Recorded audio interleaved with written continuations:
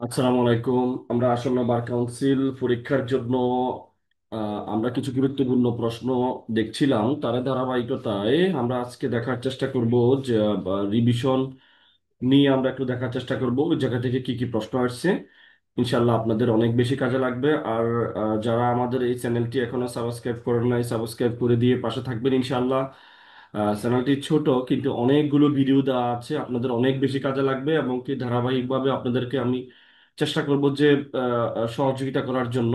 আর যারা আমাদের এটা অনলাইন প্ল্যাটফর্মে 10টা থেকে 11টায় ভর্তি কার্যক্রম আছে, চাইলে আপনারা আমাদের এই এম স্টেট ল একাডেমিতে ভর্তি হইতে পারেন খুব সুলভ মূল্যে। এবং যারা ফিনান্সিয়ালি ক্রাইসিসে আছেন ওনাদের জন্য ছাড়ের ব্যবস্থা আছে। আহ, আমরা প্রতিদিনই 10টা থেকে 11টা আপনাদের জন্য আমরা একটা ক্লাস রাখছি।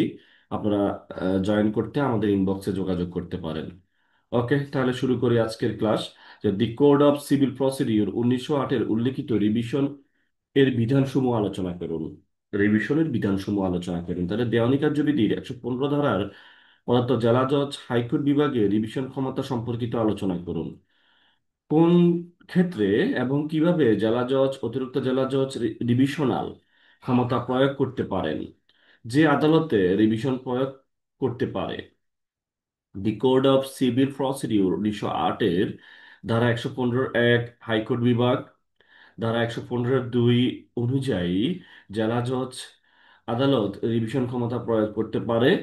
ধারা 103 অনুযায়ী রিভিশন আহ, জেলা জজ রিভিশন মামলা হস্তান্তর করলে অতিরিক্ত জেলা জজ তা জেলা জজের সকল রিভিশনের ক্ষমতা প্রয়োগ করতে পারবে। এই যে 115-1, 2, 3, এটা পিলির জন্য খুবই গুরুত্বপূর্ণ। আপনারা যারা পিলি পরীক্ষা দিবেন, সরাসরি এমসিকিউ এই টাইপের প্রশ্ন আসে যে কোথায় কার রিভিশনের ক্ষমতা কোন ধারাতে আছে।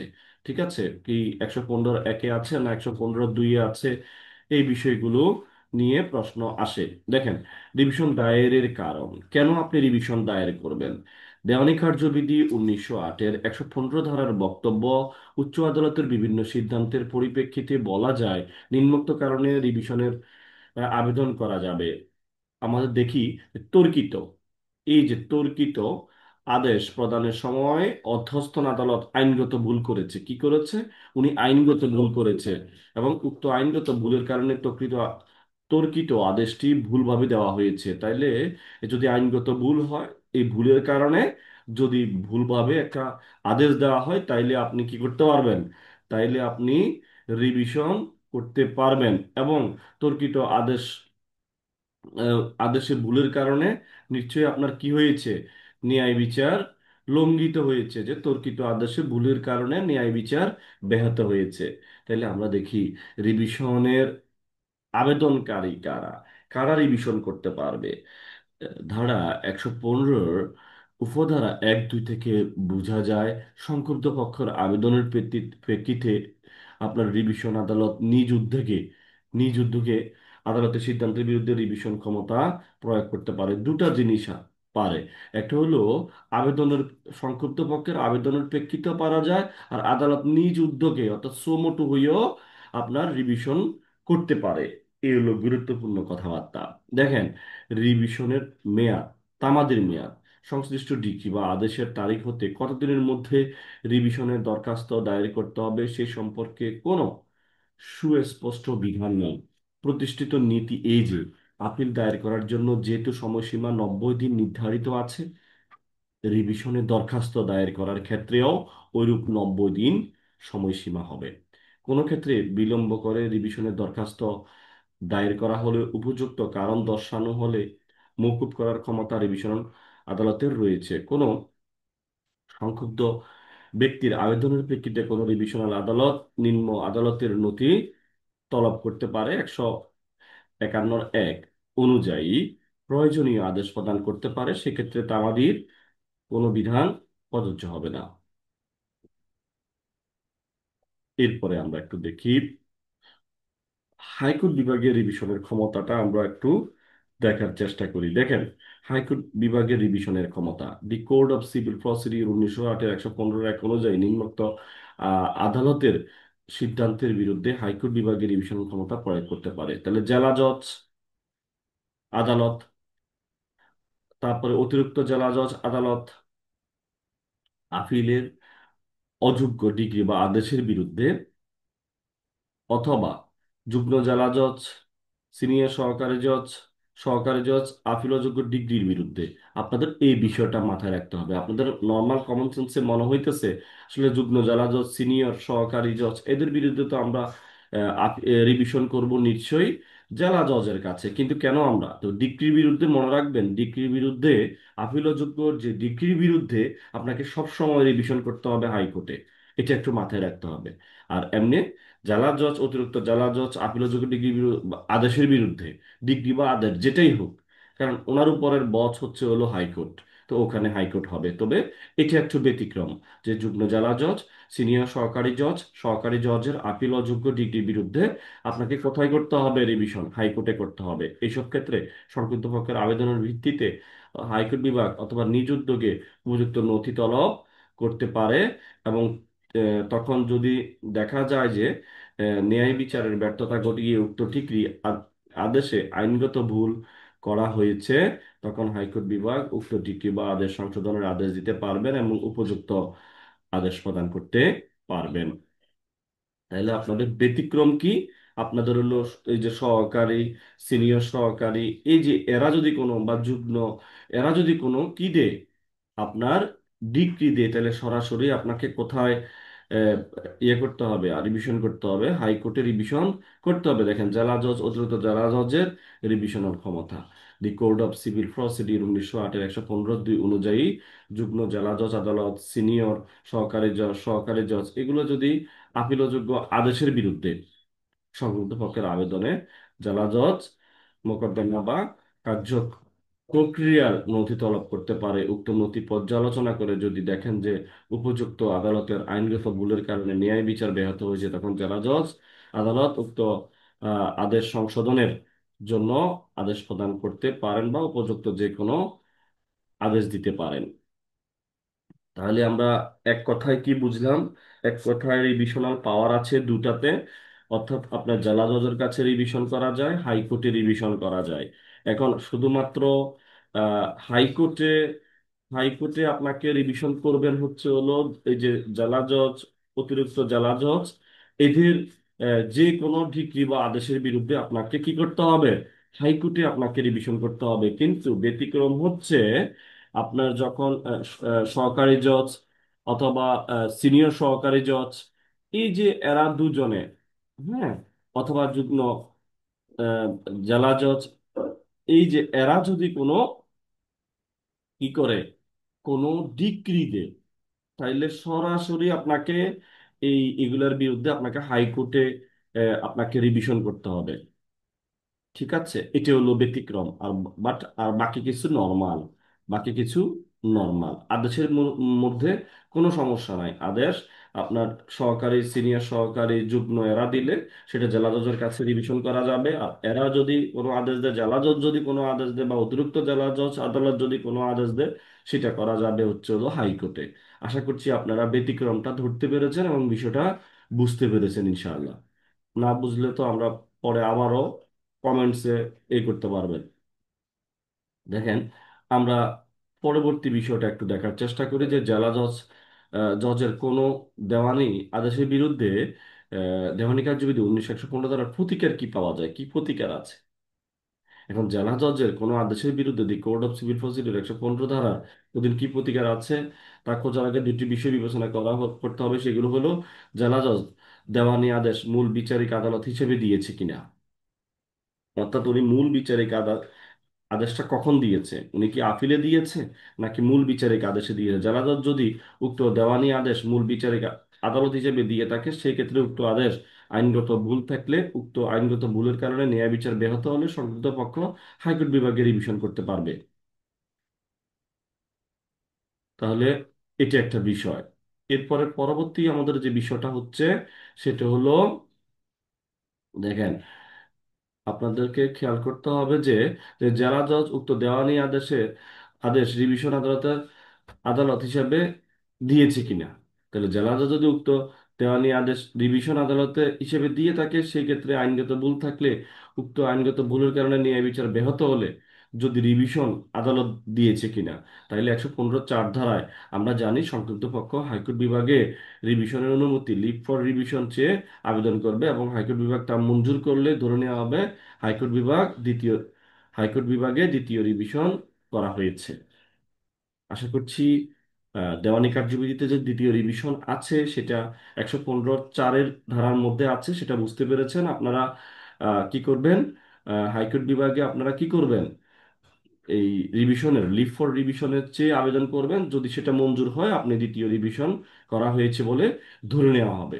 তাইলে এটা হলো কথাবার্তা। এটা কি আসলে মূল আদালত দিয়েছে নাকি রিভিশনাল আদালত দিয়েছে, সেই বিষয়টাই আপনাকে বুঝতে হবে। ডবল রিভিশনের সুযোগ আছে। আমরা পরবর্তী কার্যক্রম দেখার চেষ্টা করি ইনশাল্লাহ। আমরা একটু রিভিউ রিভিশনের মধ্যে পার্থক্য দেখার চেষ্টা করি। সাথে থাকুন ইনশাল্লাহ। দেখেন, রিভিউ কি জিনিস। দেওয়ানি কার্যবিধি 114 আদেশ 47-এর মধ্যে রিভিউ সংক্রান্ত বিধান বর্ণিত আছে। আর দেওয়ানি কার্যবিধি 115 ধারা রিভিশন সংক্রান্ত বিধান বর্ণিত আছে। রিভিউ সিদ্ধান্ত প্রদানকারী আদালতে করতে হয়, রিভিশন উচ্চ আদালতে করতে হয়। দেওয়ানি কার্যবিধির পুনরায় দ্বিতীয় রিভিউ করা যায় না। আর দেওয়ানি কার্যবিধিতে অনুমতি সাপেক্ষে দ্বিতীয় রিভিশনের বিধান আছে। রিভিউ এর ক্ষেত্রে তুলনামূলক রিভিউ এর ক্ষেত্র তুলনামূলক সংকীর্ণ, আর রিভিশনের ক্ষেত্র তুলনামূলক কি বিস্তৃত বিস্তৃত অনেক বড়। তাহলে সিদ্ধান্ত প্রদানকারী যে কোনো আদালতের রিভিউর ক্ষমতা আছে। তারপর হলো হাইকোর্ট বিভাগ বা জেলা জজের রিভিশন ক্ষমতা আছে। তারপর দেখেন, যে ক্ষেত্রে আপিলের বিধান আছে সেক্ষেত্রে রিভিউ করা যায়, আর যে ক্ষেত্রে আপিলের বিধান আছে সেক্ষেত্রে রিভিশন করা যায় না। নথিতে দৃশ্যমান ভুল থাকলে, মামলার গুরুত্বপূর্ণ সাক্ষ্য প্রমাণ পরবর্তীতে উদ্ঘাটিত হলে,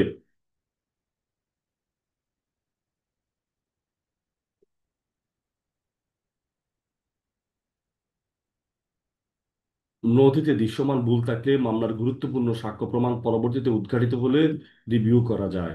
আর অধস্তন আদালতের সিদ্ধান্তে আইনত ভুল থাকলে, এর ফলে ন্যায় বিচার ব্যাহত হলে রিভিশন করা যায়। দি লিমিটেশন অ্যাক্ট 1908-এর অনুচ্ছেদ 173 173 90 দিনের মধ্যে রিভিউ দায়ের করতে হয়। আর রিভিশনের সময়সীমা সম্পর্কে আইনে নির্দিষ্ট কোনো মেয়াদ উল্লেখ নেই, তবে উচ্চ আদালতের বিভিন্ন সিদ্ধান্ত অনুসারে সীমা নির্ধারণ করা হয়েছে। আমরা একটু সমস্যামূলক প্রশ্ন দেখার চেষ্টা করি। ঠিক আছে, আপনারা পাশে থাকুন, আমরা নাস্তা করি, এরপরে আমরা বাকি ক্লাসটা কন্টিনিউ করব।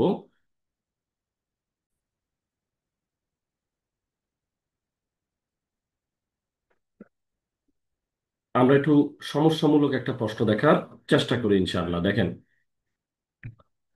জেলা জজ ঢাকা জেলার প্রথম সহকারী জজ আদালত একটা শর্তের মামলা ফি আরজি সংশোধনের দরখাস্ত খারিজ করলে, ঢাকা জেলার প্রথম সহকারী জজ আদালত একটি শর্তের মামলা ফি এর আরজি সংশোধনের দরখাস্ত খারিজ করলে তার বিরুদ্ধে ফি জেলা জজ ঢাকা বরাবর একটি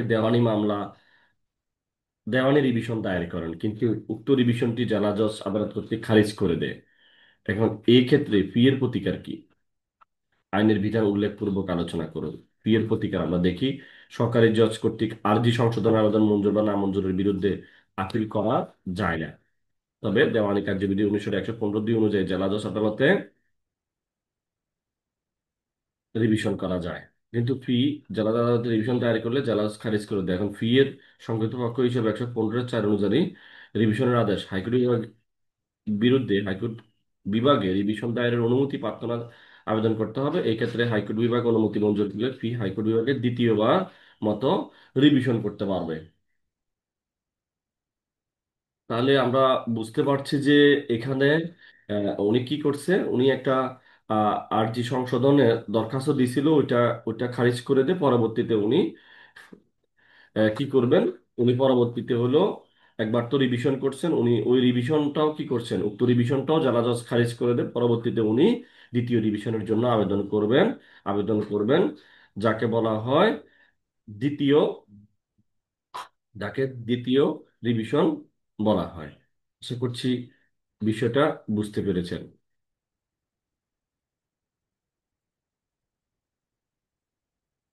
এরপরে আমরা একটু দেখার চেষ্টা করি যে একটু ইনহেরেন্ট পাওয়ার নিয়ে আমরা একটু কথা বলতে চাই। ইনহেরেন্ট পাওয়ার, দেখেন, দেওয়ানি কার্যবিধি, সরি, আমরা প্রশ্ন থেকে শুরু করি, এখান থেকে শুরু করি আমরা। হ্যাঁ, দেওয়ানি কার্যবিধি 151 ধারার বিধান বলে আলোচনা করুন। 2012 সালে আসছে। দৃষ্টান্ত সহ ব্যাখ্যা লিখুন আদালতের অন্তর্নিহিত ক্ষমতা। 2006 আসছে। আদালতের সহজাত ক্ষমতা বলতে আপনি কি বুঝেন? তারপরে আদালতের অন্তর্নিহিত ক্ষমতা বলতে আপনি কি বুঝেন, অ্যাডভোকেটশিপ 2011-তে আছে। তাহলে বিচার কার্য ন্যায়সঙ্গতভাবে পরিচালনা করে আইনগত অধিকার প্রতিষ্ঠা করার জন্য আদালতের সৃষ্টি। তাহলে বিচার কার্য ন্যায়সঙ্গতভাবে পরিচালনা করে আইনগত অধিকার প্রতিষ্ঠার জন্য কেন হলো আদালতের সৃষ্টি হয়েছে। কিভাবে দেওয়ানি কার্য চালাতে হবে সে বিষয়ে সম্ভাব্য যাবতীয় দেওয়ানি কার্যবিধিতে আছে। যে পরিস্থিতি অবস্থার পরিবর্তনের কারণে কোনো আইন কিছুদিন পর পর সংশোধন করা সম্ভব নয়। আবার ভবিষ্যতের কোনো জটিল পরিস্থিতির উদ্ভব হলে এর বিধান আইনে নাও থাকতে পারে। এজন্য দেওয়ানি কার্যবিধি ন্যায় বিচারের স্বার্থে সুনির্দিষ্ট কোনো বিধান না থাকলেও পক্ষগণের প্রতিকার প্রদানের ক্ষমতা আদালতকে দেওয়া হয়েছে। কোনো জটিল বা অসাধারণ ক্ষেত্রে আইনে সুনির্দিষ্ট কোনো উপায় বা বিধান উল্লেখ না থাকলে ন্যায় ভিত্তিক কোনো প্রতিকার প্রদানের নিজের কোনো উপায় অবলম্বন করতে পারে, যথোপযুক্ত ব্যবস্থা নিতে পারেন। এটাই হলো আদালতের সহজাত ক্ষমতা। এরপরে দেখেন যে মানুষ আদালতের দ্বারস্থ হয় প্রতিকার পাওয়ার জন্য। যেহেতু আদালতকে আইনের বিধান অনুসারে প্রতিকার দিতে হয়, সেহেতু আইনের সুস্পষ্ট প্রতিকার না থাকলে আদালত ক্ষমতাহীন হয়ে যাবে কিনা এই সম্পর্কে প্রশ্ন রয়ে যায়। আদালতকে আইনের বিধান অনুযায়ী বিচার করতে হবে, কিন্তু তারপরও দেখতে হবে সঠিক বিচার হচ্ছে কিনা। এই প্রশ্নটি আদালতের একটা বিশাল, মানে নিকট বেশি গুরুত্বপূর্ণ। সঠিক বিচার নিশ্চিত করার জন্য আদালতে যা করণীয় তা সুস্পষ্ট বিধান না থাকলেও আদালত তা পারবে, এটি আদালতের অন্তর্নিহিত ক্ষমতা। আশা করছি বিষয়টা বুঝতে পেরেছেন। আমরা একটা পরের প্রশ্নটা দেখার চেষ্টা করি যে আসলে এখানে কি বলছে। কখন এক এ প্রকার ক্ষমতা প্রয়োগ করা যায় উদাহরণসহ ব্যাখ্যা করুন। আদালত কখন আহ অন্তর্নিহিত ক্ষমতা প্রয়োগ করতে পারে আলোচনা করুন। কোন কোন ক্ষেত্রে আদালত দেওয়ানি কার্যবিধি 151 দ্বারা স্বীকৃত সহজাত ক্ষমতা প্রয়োগ করতে পারেন আলোচনা করুন। অ্যাডভোকেটশিপ 2008-এ আসছে। দেওয়ানি কার্যবিধি 151 ধারায় বলা হয়েছে যে ন্যায় বিচারের স্বার্থে অথবা আদালতের কার্যপ্রণালীর অপব্যবহার প্রতিরোধে প্রয়োজনীয় আদেশ দানের ব্যাপারে আদালতের যে অন্তর্নিহিত ক্ষমতা রয়েছে তা এই আইনের কোনো বিধান দ্বারা সীমাবদ্ধ বা কোনোভাবে প্রভাবিত হবে না। 151 ধারার বক্তব্য অনুযায়ী আদালত অন্তর্নিহিত ক্ষমতা প্রয়োগ করতে পারবে নিম্নোক্ত ক্ষেত্রে: ন্যায় বিচারের স্বার্থে অথবা আদালতের কার্যপ্রণালীর অপব্যবহার রোধ করতে। এই দুই ক্ষেত্র ছাড়া অন্য কোথাও, হ্যাঁ, আদালত অন্তর্নিহিত ক্ষমতা প্রয়োগ করতে পারবে না। দেখেন, আমরা একটু বিস্তারিত দেখার চেষ্টা করি, সাথে থাকুন।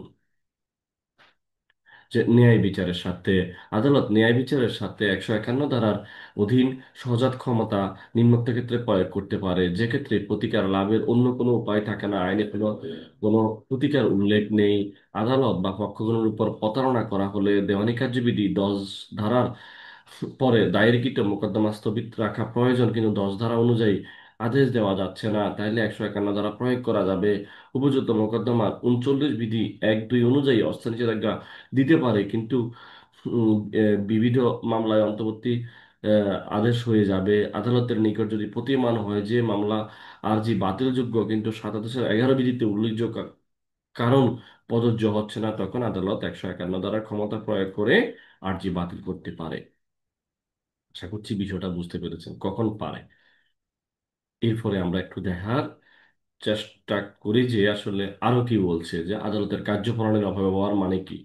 আদালতের কার্যপ্রণালীর অপব্যবহার প্রতিরোধ 151 দ্বারা ক্ষমতা ব্যবহার করে ন্যায় বিচার নিশ্চিত করতে পারবে। এক্ষেত্রে কোনো বাধা দেওয়া যাবে না। পক্ষগণের কোনো ত্রুটি না থাকা সত্ত্বেও যদি কোনো পক্ষের ভোগান্তি হয় তাহলে আদালত নিশ্চুপ থাকবে না, বরং 151 ধারায় প্রয়োগ করবে। তাইলে যে ক্ষেত্রে আসলে পক্ষগণের কোনো দোষ নাই, তারপরও তাদেরকে রেহাই দেওয়া যাচ্ছে না আইন অনুযায়ী, তখন তারা বা কোনো বোঝা যাচ্ছে না, তখন তারা আদালতের এই কার্য ব্যবহার প্রণালী অপব্যবহার রোধ করার জন্য 151 ধারা প্রয়োগ করতে পারবে। এ থেকে বোঝা যায় যে আদালতের কার্যপ্রণালী অপব্যবহার রোধ করতে 151 ধারার বিধান প্রয়োগ করা যাবে। এছাড়া আদালতের ভুলের কারণে কোনো মামলা খারিজ হলে 151 ধারা অনুযায়ী পূর্বের নম্বরে পুনঃ স্থাপনের আদেশ দেওয়া যাবে। আশা করছি আপনারা বিষয়টা বুঝতে পেরেছেন। এরপরে হলো আমরা পরের প্রশ্নটাতে একটু চলে যাই। কোন ক্ষেত্রে আপিলের প্রয়োগের সত্ত্বেও প্রাথমিক আদালত সহজাত ক্ষমতা প্রয়োগ করতে পারে না? মানে দেওয়ানি কার্যবিধি 154 ধারা একশো দেওয়ানি কার্যবিধি ধারা 154 অনুযায়ী দেওয়ানি কার্যবিধি কার্যকর হবার পর কোনো পক্ষ আপিল করার অধিকার ফেলে এই আইনের কোনো বিধান উক্ত আপিল দায়ের করার অধিকারকে খর্ব করবে না। অর্থাৎ যেখানে আপিলের বিধান আছে সেখানে আদালত সহজাত ক্ষমতা প্রয়োগ করে উক্ত আপিলের বিধান খর্ব করে না। যদি কারো করা হয় তাহলে আইনের স্পষ্ট বিধানের পরিপন্থী হবে। অস্থায়ী নিষেধাজ্ঞা নামঞ্জুরের আদেশ দেওয়ার ক্ষেত্রে আপিলের বিধান সত্ত্বেও পক্ষগণ 151 ধারার বিধান উক্ত নামঞ্জুরের আদেশ প্রত্যাহারের আবেদন করে। যেহেতু এখানে আপিলের বিধান আছে সেহেতু 151 ধারার দরখাস্ত নামঞ্জুর করা হয়। উল্লেখ্য যে নিম্নোক্ত আদালত আন্তর্নিহিত ক্ষমতা প্রয়োগ করতে পারে না। আমরা একটু দেখি যে কোন কোন ক্ষেত্রগুলোতে প্রয়োগ করতে পারে না। যে সংক্ষুব্ধ ব্যক্তি আপিল বা রিভিশন মূল্যে প্রতিকার আদায়ে সমর্থ, এখানে 151 দ্বারা প্রয়োগ করতে পারবে না। যেখানে 151 দ্বারার অজুহাতে আইনের কোনো প্রকাশ্য বিধানকে অমান্য করে, অর্থাৎ অন্তর্নিহিত ক্ষমতা প্রয়োগ করে কোনো প্রকাশ্য বিধানকে লঙ্ঘন করা যাবে না। সহজাত ক্ষমতা প্রয়োগ করে আদালত তামাদি আইনের নীতি পরিবর্তন করতে পারবে না।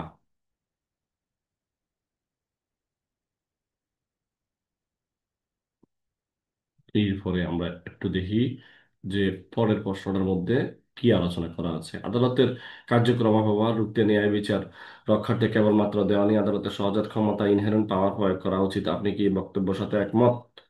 হ্যাঁ, আমি উক্ত বক্তব্যের সাথে একমত। কারণ দেওয়ানি কার্যবিধি 151 দ্বারাই বলা হয়েছে আদালত অন্তর্নিহিত ক্ষমতা কেবলমাত্র ন্যায় বিচারের স্বার্থে অথবা আদালতের কার্যক্রম অপব্যবহার প্রতিরোধে প্রয়োগ করা যাবে। এক্ষেত্রে অতিরিক্ত কোনো নির্দেশ এই ধারাতে নেই। এই ধারার বিবেককে আদালত সম্পর্কে উচ্চ আদালতের বিভিন্ন সিদ্ধান্তে বলা হয়েছে। তাই এই ক্ষেত্রে বিচার কার্য পরিচালনার আইনের কোনো বিধি প্রযোজ্য। যেসব ক্ষেত্রে আদালতের অবশ্যই উক্ত বিধি অনুযায়ী চলতে হবে। বিধির বিরুদ্ধে গিয়ে কোনো পদ্ধতি অবলম্বনের স্বাধীনতা আদালতের নেই। কারণ আদালত স্বাদ- আইনের অধীন। যে ক্ষেত্রে পদ্ধতিগত বিষয়ে কোনো সুস্পষ্ট বিধান নেই, কেবল সেই ক্ষেত্রে আদালত ন্যায় বিচারের প্রয়োজনে যথোপযুক্ত ব্যবহার করতে পারেন। এক্ষেত্রে আদালতকে ন্যায়পরায়ণতার নীতি মেনে চলতে হবে। ন্যায়পরায়ণতা সর্বদা অনুসরণ করে ইকুইটি ফলো দ্য ল। এরপরে আমরা দেখি যে অতএব থেকে আমরা দেখি যে পরে কি বলতেছে, যে অতএব আদালত এমন কোনো ব্যবস্থা নিতে পারবে না যা আইনের বা বিধানের পরিপন্থী। আদালতের এমন পদক্ষেপ নিতে হবে যা আইনের বিধানে বর্ণিত বিধানের সাথে সামঞ্জস্যপূর্ণ হয়। তাইলে আদালতকে অন্তর্নিহিত ক্ষমতা বলে কোনো অবস্থায় স্বেচ্ছাচারী হওয়া, খামখেয়ালিভাবে কোনো কিছু করার অধিকার দেওয়া হয়নি। আইনের সুস্পষ্ট বিধান না থাকলে আদালত স্বেচ্ছাচারী হয়ে যে কোনো আদেশ দিতে পারবে না। উক্ত আদেশ হবে ন্যায় বিচারের স্বার্থে বা আদালতের কার্যক্রম অপব্যবহার রোধের জন্য আইনের বিধানের সাথে উপযুক্ত। অতএব উপযুক্ত আলোচনা থেকে বলা যায় আদালতের কার্যক্রম অপব্যবহার রুখতে বা ন্যায় বিচার ক্ষেত্রে কেবলমাত্র দেওয়ানি আদালতের সহজাত ক্ষমতা প্রয়োগ করা উচিত। উক্তিটির সাথে আমি সম্পূর্ণ একমত এবং উক্তিটি আমি যথার্থ বলে মনে করি। তাহলে আমরা মোটামুটি এই বিষয়গুলো দেখার চেষ্টা করলাম। ইনহেরেন্ট পাওয়ার কি জিনিস, রিভিশন কি জিনিস। আশা করছি আপনারা পুরো ভিডিওটা মনোযোগ সহকারে শুনবেন। ইনশাল্লাহ আপনারা অনেক বেশি উপকৃত হবেন। ভিডিও স্কিপ করলে আপনারা বুঝতে পারবেন না। আর যারা মনে করতেছেন যে আসলে মানে 2 দিন পরে আইন শিখে ফেলবেন, এটা একদম ইম্পসিবল। আইন আপনাকে অনেক দিন পড়ার পরে বিষয়গুলো সেটেল হবে। এজন্য যারা এমসিকিউতে ভর্তি হতে চান খুব দ্রুত যোগাযোগ করুন। টাকা পয়সা ম্যাটার না। আমরা 64 জেলা থেকে, আমাদের এমএসটেট ল একাডেমি থেকে আমরা 64 জেলা থেকে 64 জন লোককে আমরা খুব একদম সুলভ মূল্যে, নামমাত্র মূল্যে তাদেরকে আমরা পড়াবো আগামী এমসিকিউ বা কাউন্সিল এমসিকিউ পরীক্ষা পাশ করার জন্য। চাইলে আপনারা দ্রুত যোগাযোগ করতে পারেন। আমরা 64 জেলা থেকে 64 জন নিব এ, এ, প্রাথমিকভাবে। প্রত্যেকটা জেলার জেলা থেকে একজন করে প্রতিনিধি থাকবে এবং তাদেরকে আমরা অনেক বেশি স্যাক্রিফাইস করব। টাকা পয়সা নিয়ে এদের সাথে তেমন একটা ইয়ে নাই। যারা যতটুকু পারবে আমরা ততটুকু দিবে, তাদেরকে আমরা হেল্প করব। অন্তত 64 জেলা থেকে 64 জনকে হেল্প করতে চাই। আইনের বিষয়ে আপনারা যোগাযোগ করতে পারেন যারা এমসিকিউ দিবেন সামনে। আসসালামু আলাইকুম ওয়া রাহমাতুল্লাহ।